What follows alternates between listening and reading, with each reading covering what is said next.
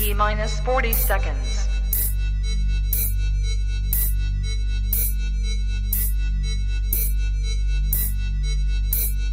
T minus 30 seconds.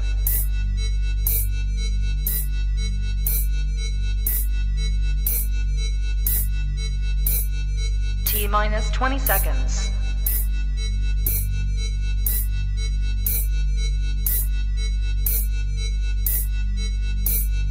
Ten, 9, 8, 7, 6, 5, 4, 3, 2, 1, 0. Own it, own it, own it, Kong. I own it. It did. Women's Wrestling Talk, the #1 women's wrestling show on the planet.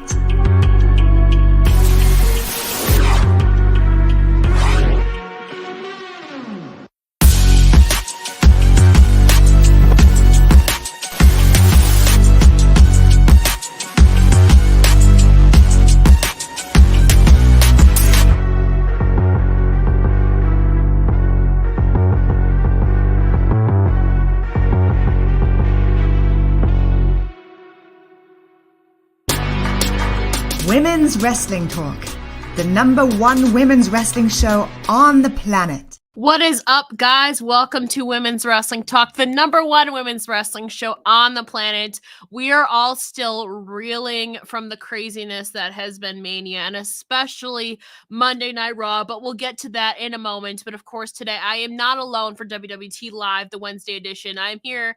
Couldn't do it without my Mr. Professor Gerard. How are you? I'm well. The world of wrestling is what it is. There's news breaking all the time. And so, yeah, that's what we do. That's why we're here. It's WWT Live. Welcome to everyone.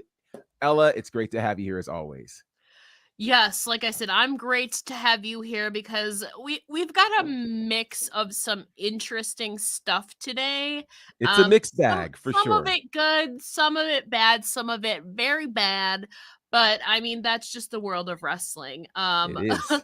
Ron, thank you for joining us here today. As always, like we agreed off air, we're kind of, we'll take the good with the bad. I feel like we have to start off with one of the biggest things that everybody's been talking about in the last 48 hours, and that's Monday Night Raw. Absolutely. I just had a theme song pop in my head. You may or may not know this one. Have you ever watched this show called The Facts of Life? I don't think I have. Okay, so there are some who may remember The Facts of Life. It was kind of a sister show to Different Strokes, 4 girls in a college in upstate New York with, some amazing folks, Tootie and all these great folks. But the theme song said, you take the good, you take the bad, you take them both, and there you have the facts of life. And that's basically today's show. The good, the bad, all of that. And so we start with Monday Night Raw. Now, when we left you on Monday, we were pumped about what is supposed to be the biggest Raw of the year, Raw after Mania. And so we were all excited after everything that happened on WrestleMania nights, Sunday and Saturday. It was supposed to be incredible.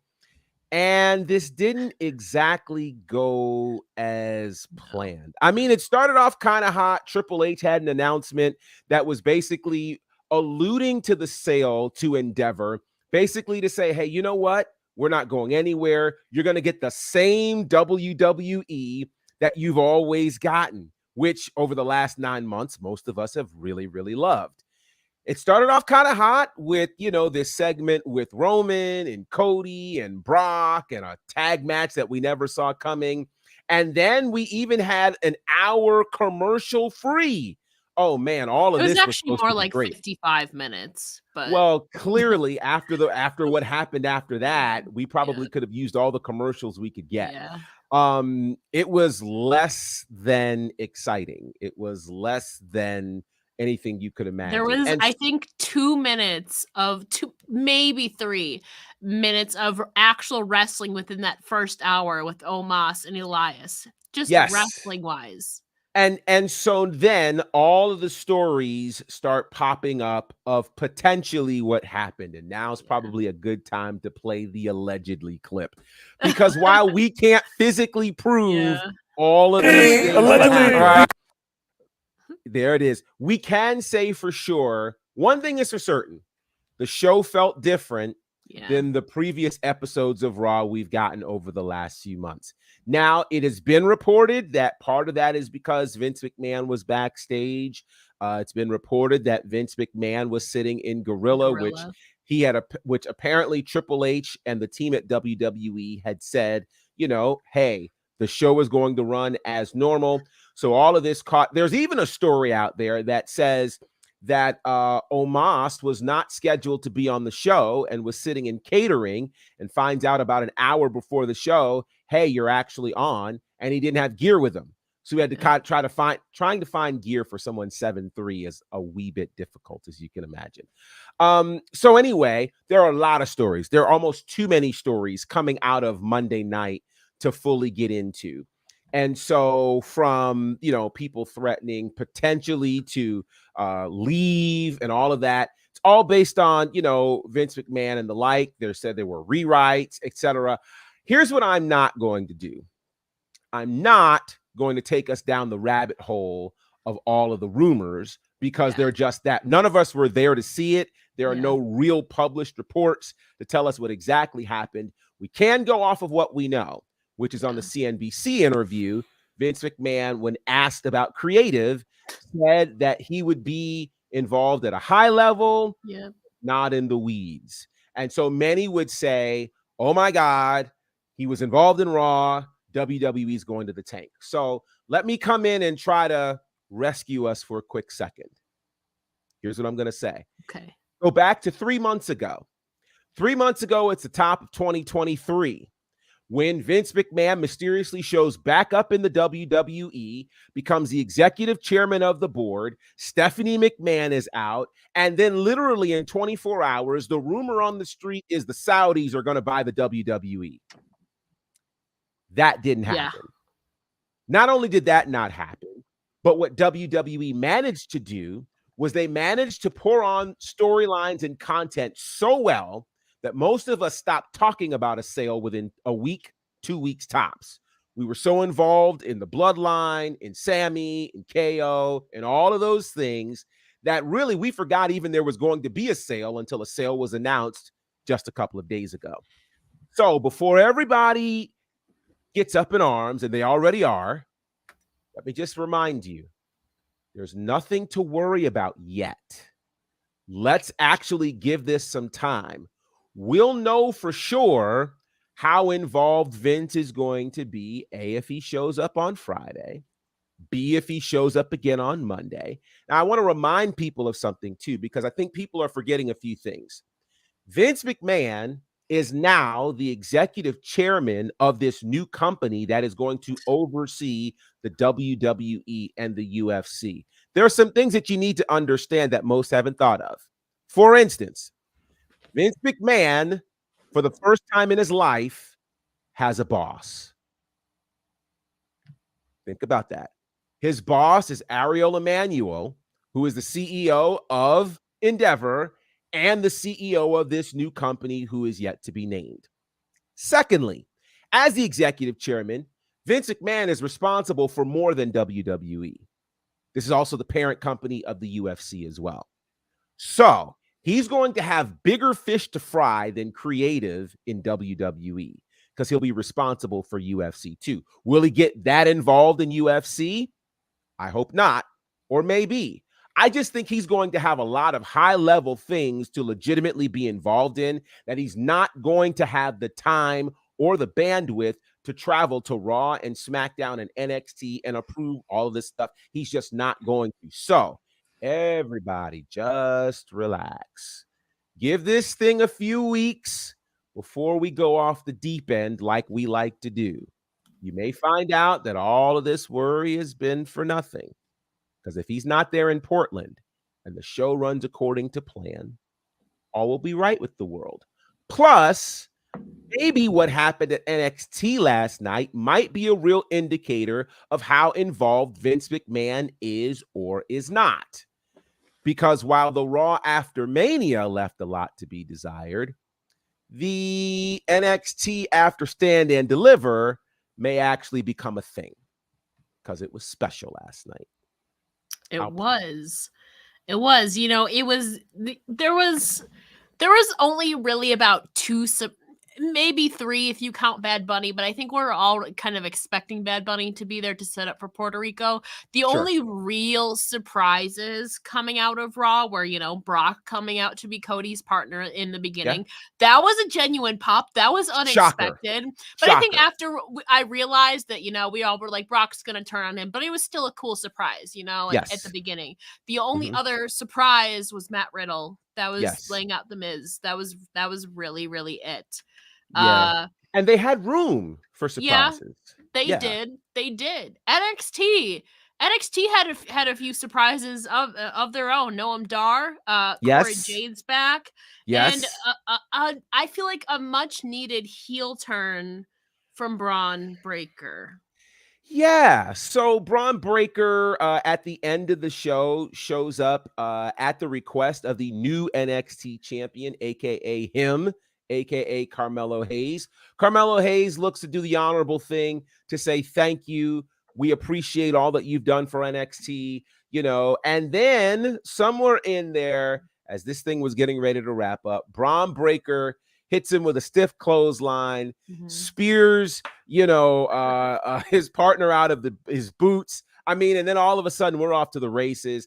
This is a new Bron Breakker, an evil Bron Breakker, kind of adds a new layer to Bron Breakker, just as we were saying, hey, I think we're about done with Bron Breakker and NXT. Now, I think this could mean a couple of things. It could mean that Bron Breakker might still be on his way to the main roster.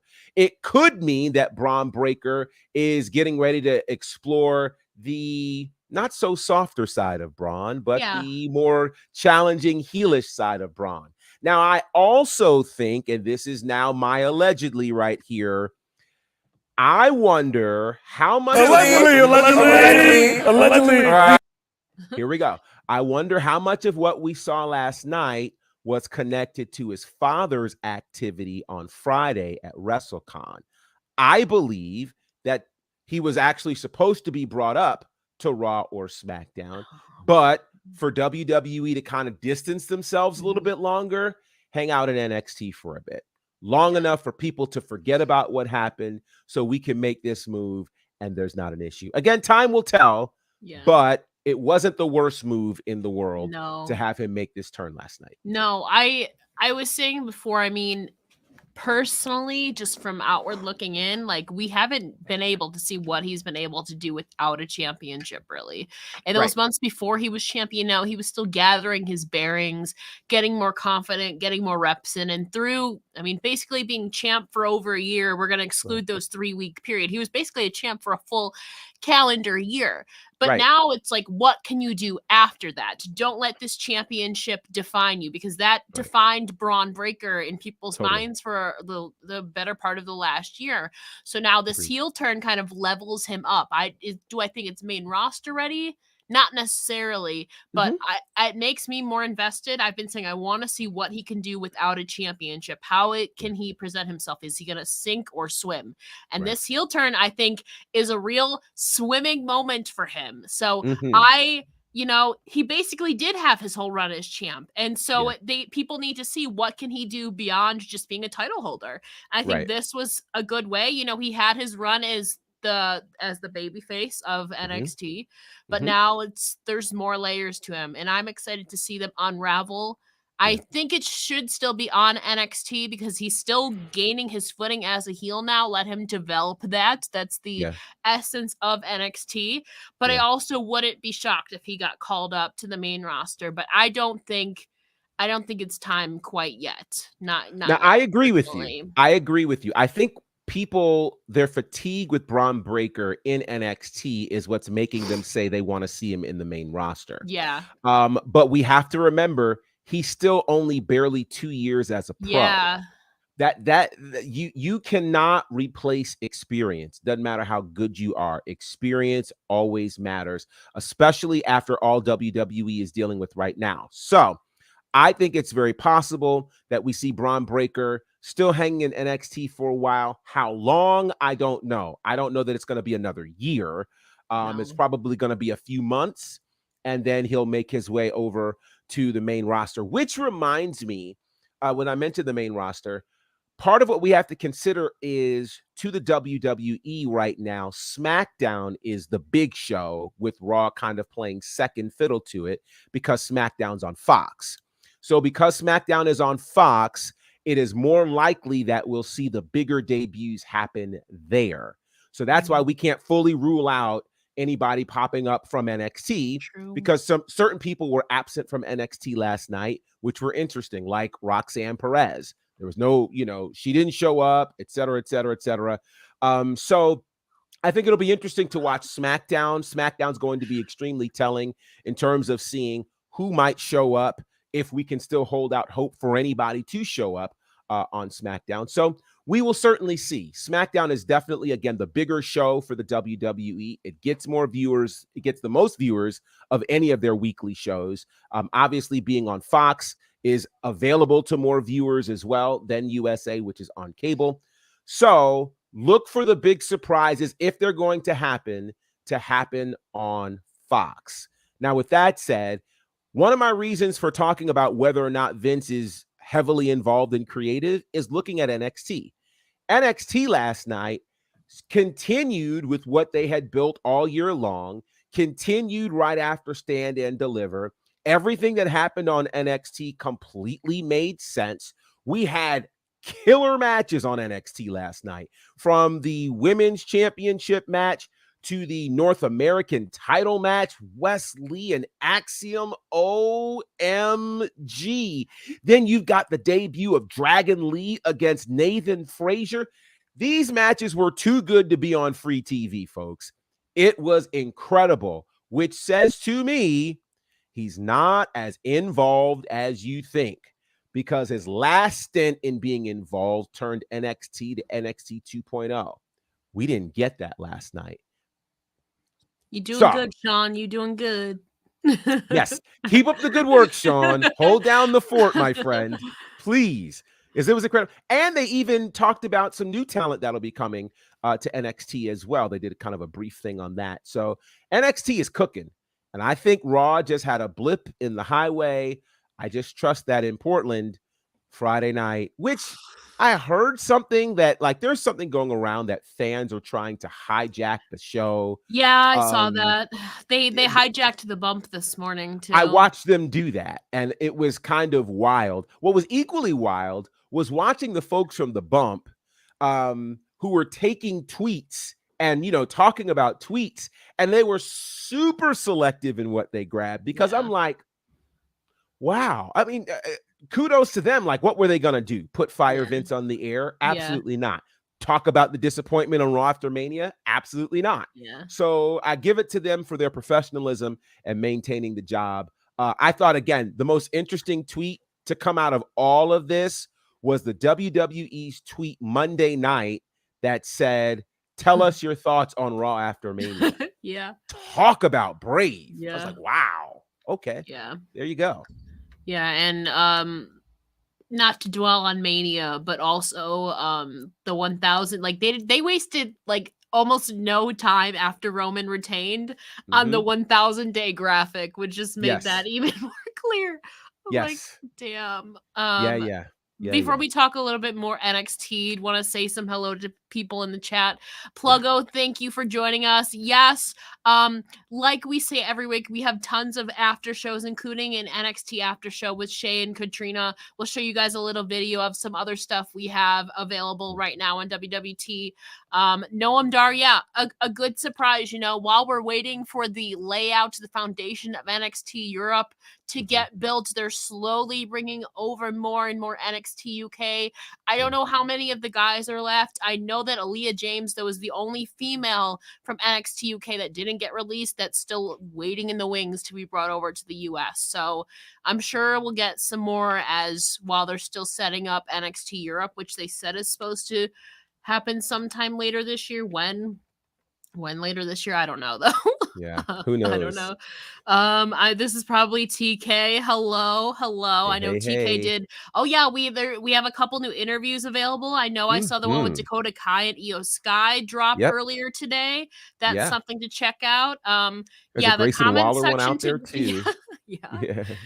the comment section to WWE's tweet, yeah. Mm-hmm. Mm-hmm.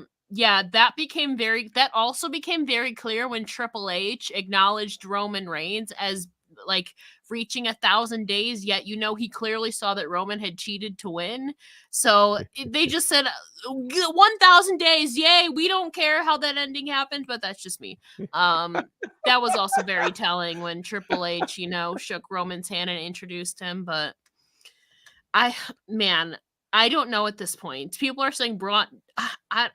Crazier things have happened. I wouldn't say it's impossible, but I say it's improbable for Braun Breaker to beat Roman Reigns. I don't know at this point who can beat Roman Reigns. This point, I have no idea. But any match, if there's any title match between now and May 28th, which ironically is King of the Ring, and also ironically the 1,000th day of his reign. If there's any title matches between now and then, it's just filler. He ain't losing. Yeah, So, I doubt there will be any title matches. yeah. He doesn't defend the title Yeah. on TV. It's a rare moment when that happens. So yeah. Terrence chiming in, Vince McMahon, they may not have been in the room when decisions were made, but he never left the building. Vince will always be, yeah. Oh, hello, Chris. Doc, thanks for joining. Pour out the sparkling water. I need some sparkling water. Man, it's just, we'll talk some more NXT though, because like I said, today's kind of there's good, but there's also a lot of some harder heavy stuff. But Cora Jade's back. Like we said, Noam Dar is Cora back. Jade is back. My only fear, I think it was smart to have them book Indy against Zoe. Those are two of the most reliable women on the roster. A lot of people in the past few months have been noticing that a lot of the newer girls have been pushed onto Indy or Zoe to kind of integrate them into the system on NXT. Yeah. So it's good to see Indy Hartwell now champ. But my fear though, there's transitional champs in wrestling, but bringing back like a Cora Jade already, you have Lyra Valkyria in there, Tiffany. My fear is that she's going to get swallowed up and it's just going to be a transitional reign is what it Well, we'll see. I think one of the things that they get a chance to do is build her up. Let's think back to the Mandy Rose reign, for instance. When Mandy Rose became NXT champion, she was not by any stretch of the imagination what we thought would be a long reigning champion. But she, as she kept winning and kept growing, suddenly she became that girl. So I think it'll be interesting to see if the same thing can happen for Indy Hartwell, because I think part of what's about to happen is them transitioning her in our eyes from the feel-good contender to the champion who rules the division.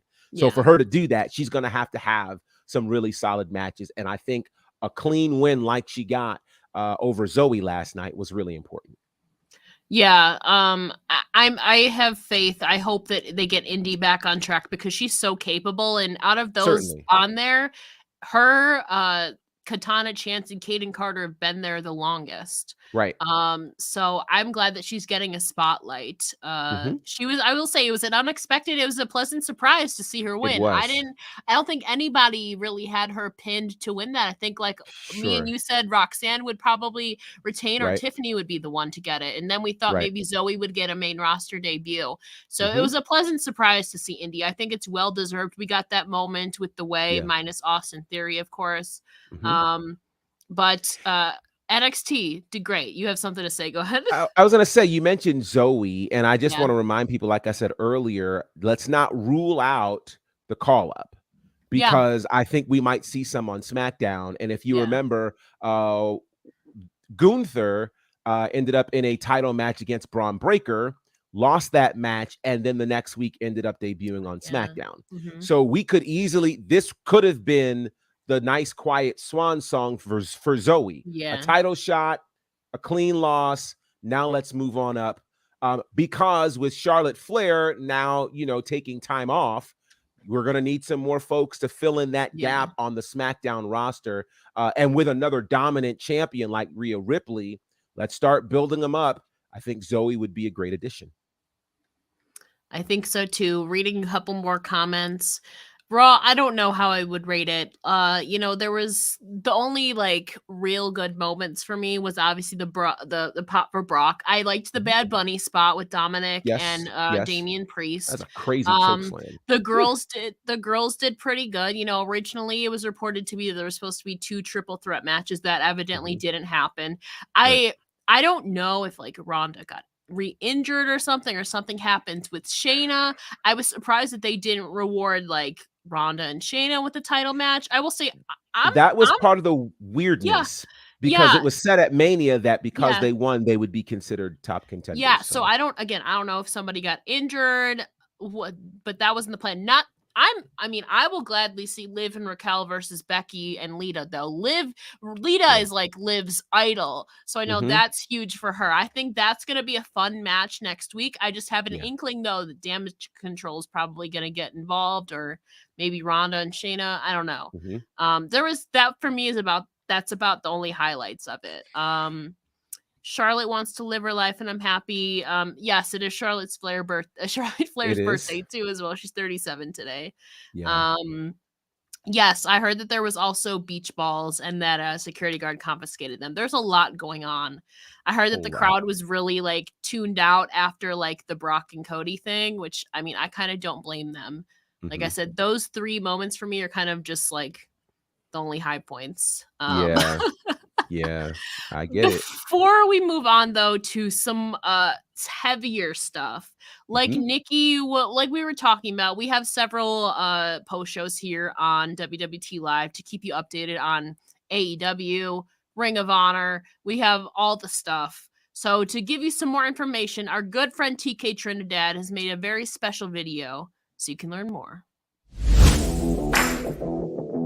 Hey peeps, TK Trinidad here, boss lady of Women's Wrestling Talk. And I want to say thank you so much for watching because you've got millions of options. Plus, you don't have to worry about sharing your password to check us out. But while you're here, hopefully you know we have so many more shows to watch, like Turnbuckle Glam, Raw Post Show, WoW Post Show, AEW Dynamite Post Show, Women's Wrestling Army Post Show, NXT Post Show, Impact Wrestling Post Show, AEW Rampage and SmackDown Live Post Show, On the Scroll, ROH Post Show, WWT Live, plus all of our interviews with the hottest women's wrestlers in the game. Make sure that you like, comment, and subscribe. Check out our website at www.talkpod.com and follow us on all social media platforms at www.talkpod, and make sure to spread the word. That means send this to the group chat. Yes, even the person with the green bubble. Thanks again so much for watching Women's Wrestling Talk, the #1 women's wrestling show on the planet. Ciao for now. Yes, there's so much wrestling going on. It's great that we have so many amazing people on our team. So be sure to check out whatever you're interested. We pretty much got you covered there. So want to Mhm. say hi to some more people in the chat before we move on. Casey, thank you for joining. Nikki, yeah, I heard some things. I had a couple friends who were there in LA for that Raw. I heard some things. AW All Access, yeah, that's gonna be a lot of fun too. That was to decide. The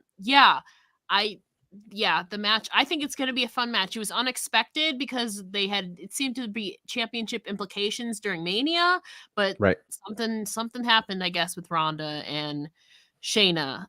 But to kind of transition, like we were talking about, we just talked about something good. It's kind of transition, like, there's been some other news going around that you're better at explaining than I am, but want to I give a got you. forewarning. Yeah. The next kind of bit of this is kind of sensitive material, Yeah. so just be forewarned. So there are potential trigger warnings with what we're about to share, and it's obviously very sensitive. So we're going to touch on it sensitively. But an interesting story has been developing over the last couple of days involving Vicky Guerrero and her daughter. So Sherilyn went on to TikTok, and on TikTok she posted that, long story short, that she had been sexually assaulted on a cruise back in 2020 prior to COVID. And she claims that the person that assaulted her is her stepfather, who is the husband of Vicky Guerrero. So she had quite a bit to say about this in terms of what happened. There is an entire video that she did on TikTok chronicling all of this. And she stated that, she wasn't the only one that this happened to, but she wanted the others to have an opportunity to tell their story. She said that, of course, COVID happened right after this. And so she worked very hard to try to get out of the house. But she's really been quiet about this really for about 3 years, not wanting to bring any shame to her family and things of that nature. It has really caused some major issues in her relationship with both her sister and her mother. And so this has been quite the story. Now, earlier today, Vicky Guerrero, who at one point ironically was on a cruise when all of this news came out, Vicky Guerrero had quite the post in response to this. She has since taken this post down. Part of what she says in this post is that there are, quote, two sides to a story. She says over her 15-year relationship with her daughter, she says it's been hostile. She said that her daughter is narcissistic and her daughter only kind of cares about herself. She's tried to do therapy, et cetera, made some other strong accusations. And so this has gotten really, really touchy. What's even more interesting is Sherilyn's cousin is the great Chavo Guerrero Jr.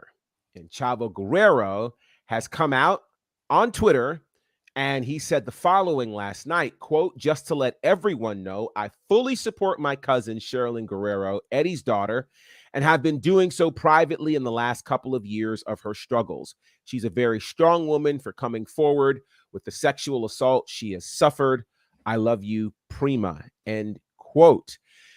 During all of this, part of the other challenge that Sherilyn has dealt with is she's felt as though nobody has been there to defend her. And so she's wanting to talk to her mom, wanting to talk to her sister, neither of whom have made themselves available. It is a very, very touchy subject, a very sad subject for sure. And we'll obviously keep our eyes and ears peeled on what will come of this, but a very, very sad story indeed involving Sherilyn Guerrero and her mother, Vicky Guerrero, and potentially her stepfather, Mr. Benson. I know at the end of that post that Vicky has since taken down too, she said that they were going to take it to court too as well. She did say that. So, and she said that after that, they would no longer be related. Yeah. Which is a very powerful thought to think about, something that a mother would say to her daughter. Again, yeah, there's two sides to every story. I'm sure that more details are going to emerge on it, especially if they're going to court. So we will keep you guys updated if any more developments happen on that. But yeah, just overall, a very touchy subject. Definitely disappointing either way. Yes. So, yeah. Disappointing either way. And it's just really unfortunate to see. I certainly hope that everybody who needs help and assistance in this is able to get that, because, that's just, it's a very strong accusation. And, one of the things I think people don't understand is when it comes to those types of activities, there's not been the environment created that makes it safe to immediately come out with it. Yeah. So her holding it for 3 years is not foreign. Her trying to, in her words, protect her family from any ill types of things is also not foreign. So I don't know. I just do know that obviously something has happened and it has caused a major rift between mother and daughter, and hopefully all of this can be rectified in some way. Like I said, we'll have to keep everybody updated, but it's not going to be pretty is no. Really all I know. No, it's not. That's all I know. So that kind of is that. Like I said, we'll keep you updated on all those developments. There's been a lot happening, unraveling over, and it's really only been 24 hours Right. since it really started blowing up. So I feel like this is just kind of the tip of the iceberg, Hmm. Um, but we're still in the yes, hopefully, hopefully everybody heals in their own way. Yeah, Joseph, for sure. Pandora's box just in general has opened this whole week. But we kind of skipped over it initially, but we are still a part of Mania week. There Hmm. were some changes to Mania too, due to like Finn Balor getting injured. Cards were changed. Shane McMahon went down. Apparently, we were supposed to get another match though on night 2 Oh, that they planted the seed for on Friday. That they not literally only planted was the seed for. not only was the seed planted, but all of the people screamed, "We want this," right? Yeah. There were two major names that were left off of WrestleMania 39 that everybody wanted to see that somehow did not have a match. One of those names being LA Knight or DMD. It's all the same hand movements. Anyway, Yeah. LA Knight was supposed to be on the show, and apparently so was Bobby Lashley. And apparently things were supposed to be worked out where the two would end up in a match, which I think everyone would have been pleased with. Instead, somehow we end up with two impromptu matches with The Miz.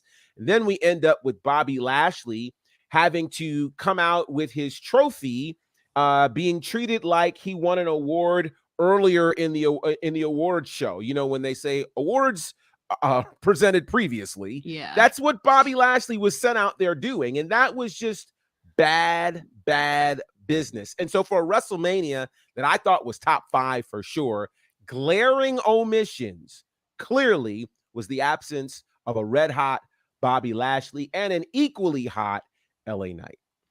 Yeah, after Bobby won the Andre the Giant Battle Royal on Friday, I don't know if you saw on social media, but he Mhm. literally posted a video of like I'm open challenge available. for anybody who wants to accept it on WrestleMania. And we were all Sheesh. like, perfect. LA Perfect. Knight, Bobby Lashley, Mhm. right there is literally Yeah. everybody has been talking about it. Booker T was even talking about it that he wanted it. Mhm. It Yeah. made sense. The two had previous history with Bray Wyatt. Bray Right? Wyatt was not going to be a part of WrestleMania. They could have set Mhm. it up easily in the Battle Royal. They didn't, but it Yeah. looked like, they were going to maybe set it up by Bobby laying down an open challenge. They're in Mhm. LA. Bro, what? What? This one writes itself. I mean, it's just What? it was a layup. It was a I layup. know. You And know, yeah. I just I love the Miz. I think, Snoop Dogg, uh credit to Jessica Carr too, because I know Yes. she was credited for kind of guiding and choreographing that match after Shane McMahon went down and leading Snoop Dogg. Kudos to Snoop Dogg for going in there. Kudos to the Miz for Mhm. figuring things out how to do it with Snoop Dogg, to everybody after Shane Yeah. went down. Of course, Shane unfortunately sustained a torn quadricep, which, man, when I saw Shane McMahon, that was a good pop. Nobody was Sure. expecting him to be back after the stuff Totally. with his father going down 14 months Mhm. ago. Mhm. That was a genuine pop. Yeah. Unfortunately, he got injured. Snoop Dogg came in. I kind of liked that moment. It saved it. It was supposed to be Shane, but Shane went down. Sure. Um, but yeah, But there yeah, will always, in my mind, be the yeah, question of, have we valued yeah, outsiders yeah, like Shane McMahon and Pat mhm, McAfee more than people who are doing the work every week in the ring, yeah, like Bobby Lashley and LA Knight? That's yeah, going to be a sore spot for a lot of yeah, people, and and that's rightfully fair. so. No, listen, we love Pat McAfee for what he does at the commentary desk. Yeah. Not that he's a bad wrestler, Mhm, but he's a much better commentator. mhm. So nobody was asking for that particular moment at WrestleMania, nor were we asking for the Shane McMahon moment at WrestleMania. So, yeah, that's all just very interesting. And I don't know how one makes that up to Bobby Lashley and LA Yeah, Knight at this I point. don't I don't. Not to kind of counteract, not that I necessarily agree with it, but there is a little tradition, or I don't know, there is a little tradition to bringing in some celebrities or outside people to WrestleMania every year. This year Well, we was, had Logan Paul.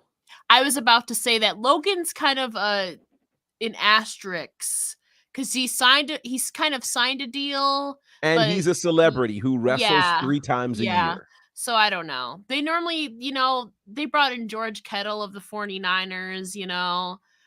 I didn't mind his little spot outside the ring. Yeah. I just feel like it's kind of just expected at this point. Not that it should be, but it's just kind of expected at this point, or Shane at WrestleMania. I think Shane was a good surprise. If he was going to do something, it would be a short match. I don't think anybody was really expecting him to ever be back. So for me, Shane was a good surprise, like genuinely, depending what he was doing. But yeah, I definitely agree. Definitely a missed opportunity for Bobby Lashley and LA Knight. Definitely a missed opportunity. But I think we only have really one other. There's only one other news item left, really. And this is interesting. Go ahead. In the realm of things that I'm not sure we were looking for. No. Certainly, just a couple of years ago, one of the shocking moves was Mark Henry moving from the WWE over to AEW. And, he had not been in a wrestling ring for quite some time at that point. And for some reason, people are wondering, could he possibly come back in the world of pro wrestling as inside of the ring? And he just let people know, no, it's not going to happen. He is not wrestling again. He spoke with a television network to tell them that he is indeed retired for good. And in an interesting, you guys will appreciate this if you watched WrestleMania. This was his quote. He said, no, don't try to wish pain on me. If anybody hits me, I'm calling the police. Shades of the great commentary work of Titus O'Neil. So, needless to say, I don't think we'll be seeing Mark Henry in the ring, but it's okay because what Mark Henry has given us outside of the ring has been special. Not only has he given us Jade Cargill, he gave us Bianca Belair and countless others. So he can find talent, he grooms talent, and quite frankly, I think his experience is needed more so in the back, with these wrestlers, kind of guiding and leading them and giving them that veteran experience. So shout out to Mark Henry. Or do we think it's a swerve again? And he's like, I got a lot left in the tank. I'm kidding. He's lost a lot of weight. He looks great. Yeah. I don't think he's interested in getting in the ring. And besides, he's got his own stick right now because it's time for the main event. That's Mark Henry. That's true. I don't think anybody ever truly retires, unless there's like a unfortunate injury to something. But we'll see, he might have a lot left in the tank. Oh, not JD, this. JD, OMG. Wow. Wow. Because for a lot of them, AEW is the first TV experience for Mark, maybe. No. He was saying for the people in the back, there are a lot of these folks, who came from the indies or other places. They don't know what it's like to work TV, and I've heard him quote before talking about some of the moves, how they should watch other people's matches and help them decide on what they should and shouldn't do. So if there's already been 3,000 super kicks tonight, don't do a super kick. Those kinds of things are important, and that kind of veteran guidance is totally necessary. So shout out to, again, Mark Henry. JD, I still can't.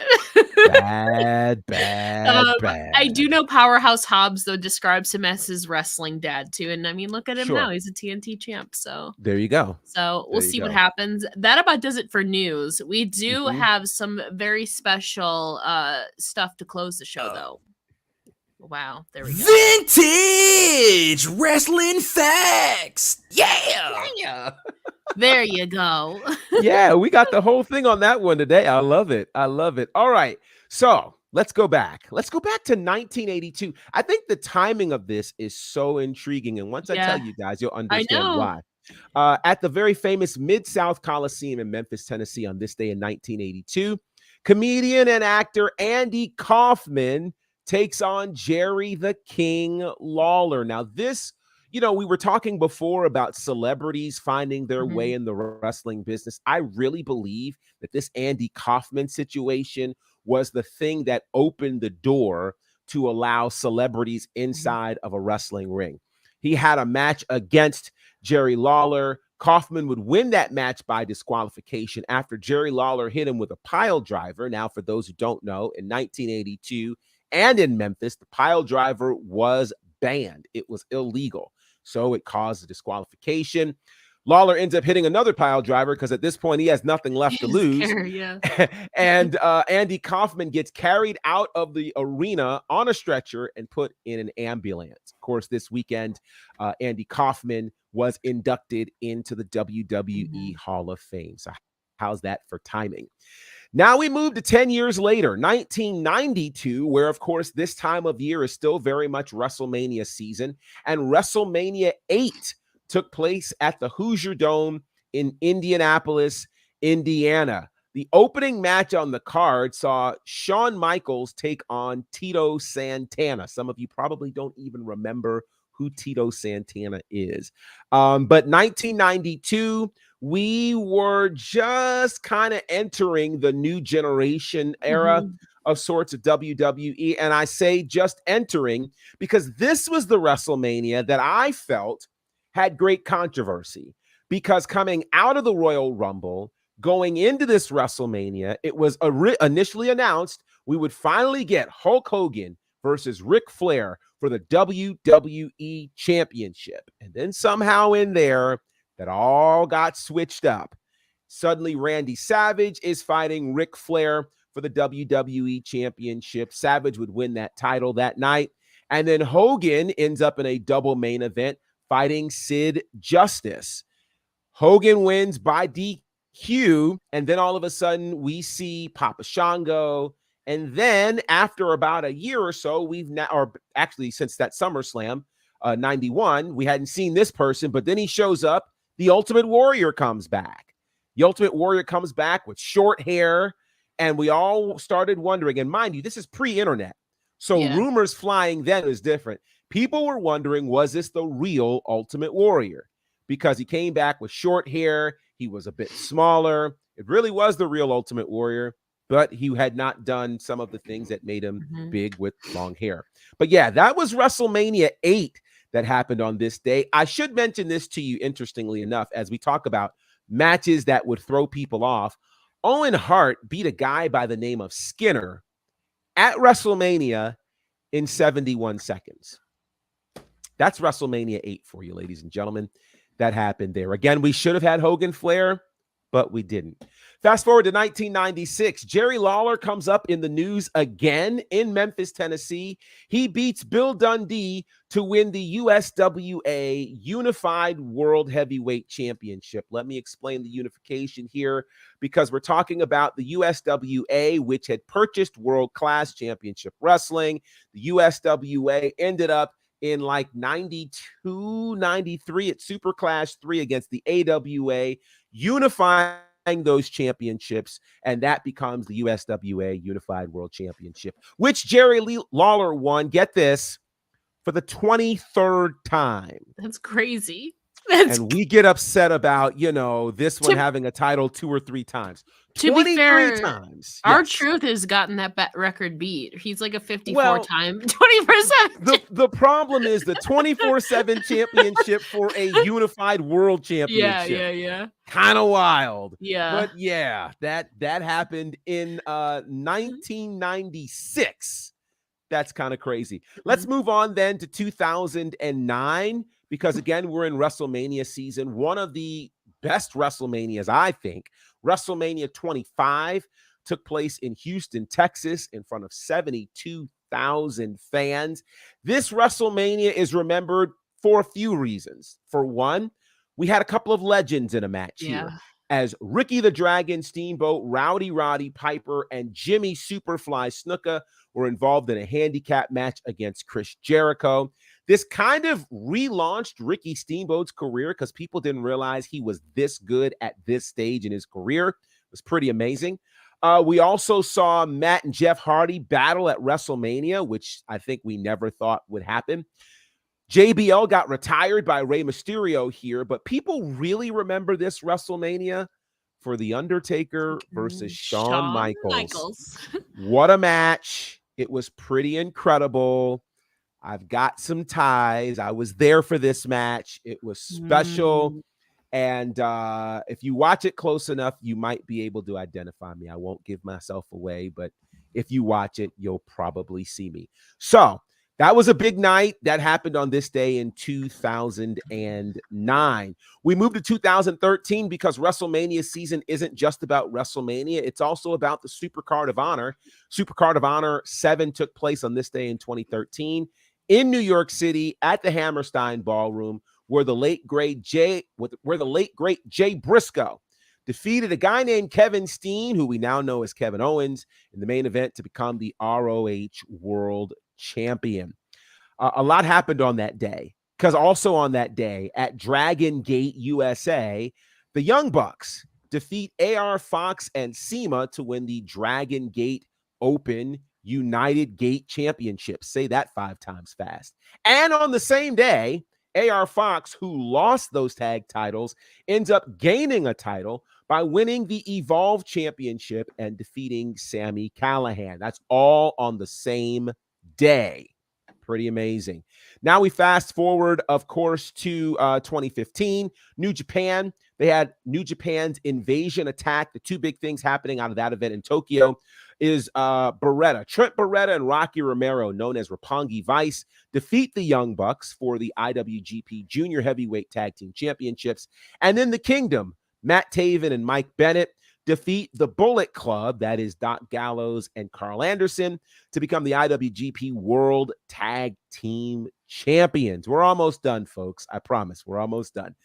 2018 on this day, a guy named Matt Riddle ends up winning the Evolve Championship at the Evolve 102 event after defeating Zack Sabre Jr. by submission. I literally want to go back and see that match because Matt Riddle in Evolve was special. Zack Sabre Jr. is always special. And you might be able to check that out on the WWE Network. I think there's still some Evolve material there. Last but not least, 2019. This one gives me goosebumps. I'm just going to tell you that now because it was NXT TakeOver New York. Took place at the Barclays Center in Brooklyn, New York. A couple of massive matches happened on this show, including Walter, the artist now known as Gunther, defeats Pete Dunne, the artist now known as Butch, by pinfall for the NXT UK Championship. Now, everybody's mad about these long reigns. Well, Pete Dunne had a 685-day reign as the UK champion. That was ended that day by Walter, who would go on and hold that title for 870 days. Pretty impressive. Also on the same show in the main event, Johnny Gargano and Adam Cole battled for the NXT Championship in a 2 out of 3 falls match that was voted match of the year by WWE. It was incredible. It was amazing. It was everything.